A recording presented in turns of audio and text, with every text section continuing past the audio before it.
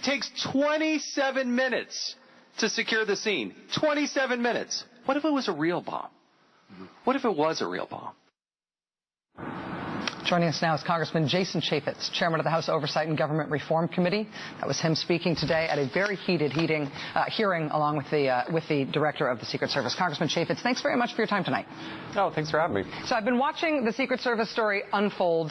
The congressional oversight part of it is interesting, both because it seems very bipartisan and passionate, but also because it seems like it might be the way we actually find out what's going on with the Secret Service. Do you feel like there's something going on with that agency that we are yet to understand?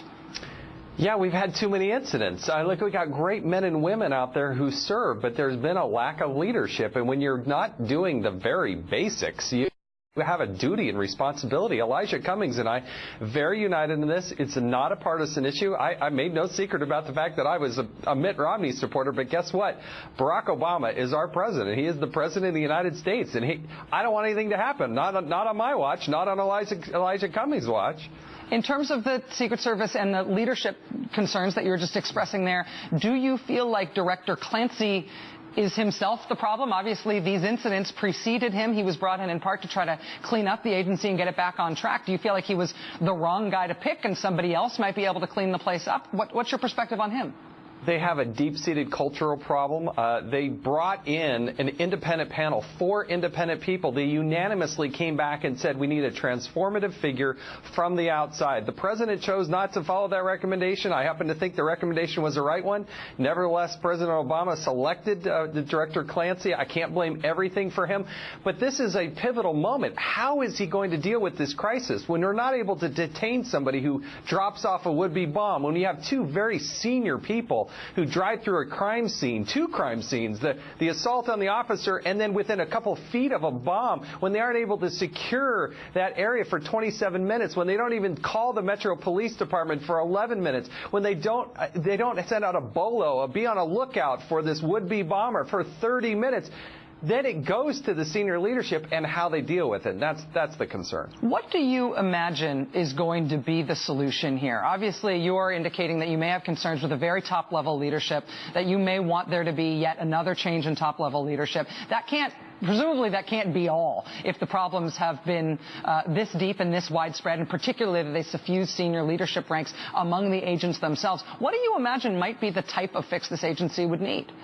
We have thousands of Secret Service officers and agents in the Uniform Division, and as agents, they have got the confidence that they are going to get a workable schedule. They're overworked. They're undertrained. We don't have enough agents and officers, and they've got to know that senior leadership has got their back and is also going to treat senior management the way they will the rank and file. Until they gain that confidence, I think we're going to continue to have these struggles. Particularly with the mention of the Uniform Division and the way that the differences between them and the agents and some of the morale issues around there, one of the things that it seems like this narrative keeps coming around to is staffing levels, how much they're working, how well they're trained, how well they're equipped. If part of the solution here is going to be significantly more money for the agency, significantly more resources, do you think that the fiscal conservatives in the House, yourself among them, would be willing to steer more resources to that agency if that's got to be part of the solution? Oh, absolutely. You know, the average training time over the course of a year for the Uniform Division is 25 minutes. 25 minutes. They train Girl Scouts how to sell cookies longer than that. And it's just not acceptable. I support this idea that they need to build a mock White House. That's going to be an $8 million expenditure. Right now, they're going out on a ball field with spray paint and trying to teach these officers, hey, this is how you protect the White House, at a ball field with spray paint. That's not acceptable. We have to spend money to do this. It's going to take resources.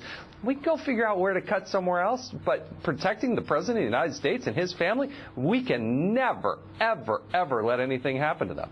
Congressman Jason Chaffetz, chairman of the House Oversight and Government Reform Committee. It is really hard for me to get Republicans to come on this show to talk to me, even about totally nonpartisan things. So an extra special thank you for being willing to do it. Invite me back. You've always been good to me. You've always been good to me. Thank you, sir. Great to see you. Thank you.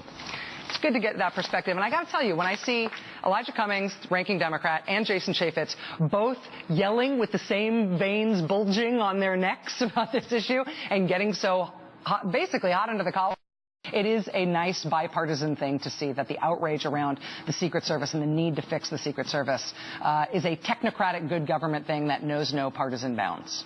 It's a scary situation.